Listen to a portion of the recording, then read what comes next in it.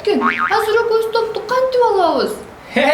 Светофорлор жок болсочу, экөөбүз эки жакты карап, анан машиналар келгиче чуркап өтүп кетип калабыз.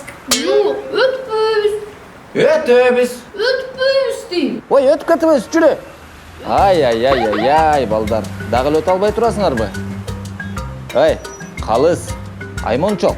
Мен силерге жол боюнда ойнобогула деп эскертпедим беле? Биз дегенчи калыс деген топту тээп жиберди эле ушул жолго келип калат. Анан келсек, светофор жол экен. Анан кантип өтөрүбүздү билбей атабыз. Калыс? Ай, балдар, ай. Бул жол чыраксыз башкарыла турчу жол. Ошол себептен бул жолдо белгилерди гана карайсыңар. Бул чийилген ак-кара сызыктарdır. Бул сызык силер үчүн чийилген өтмөк жолу деп аталат. Бул жерде да өзүнүн эрежеси бар. Бул жолдон эч жакты карабай чуркап өтүүгө болбойт. Себеби жүрүп келе жаткан машина токтой албай калуусу толук ыктымал. Бул өтө коркунучтуу. Же өтүп бара жатканда эч качан жолдун ортосуна келип токтогонго болбойт.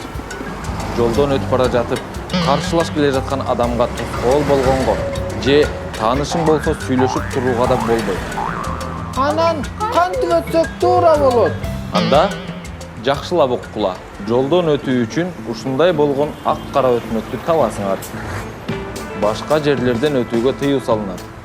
Тапкан соң шашпай, жолдун жээгине келип, оңду, анан солду карайсыңар. Силерди карай келе жаткан машина жок болсо өтүп кетесиңер. А эгер бар болсо, анда колуңарды өйдө көтөрүп, мен өтөм деп айдоочуга белги бересиңер. Ал токтогон соң, жолдон чуркап өтпөстөн акырын басып, эми сол жакты карайсыңар. Эгер ал жактан да машина келе жатса, дагы колуңарды көтөрүп, машинанын токтошун күтөсүңөр. Мына, эми өтүп кетсеңер болот. Балдар, дагы силер билбеген бир эреже бар. Андай кырдаалга да туш болуп калышыңар мүмкүн. Мисалы, жолдо светофор жана регулировщик турат. Мындай учурда силер светофорду эмес, жолдо турган кызматкердин көрсөткөн, кылып жаткан белгилерине баш ийесиңер. Бул учурда светофорду кароо жаңылышып калып келет. Качан гана кызматкер өткүлө деген белгини бергенде, жолдон өтүүгө уруксаат берилет.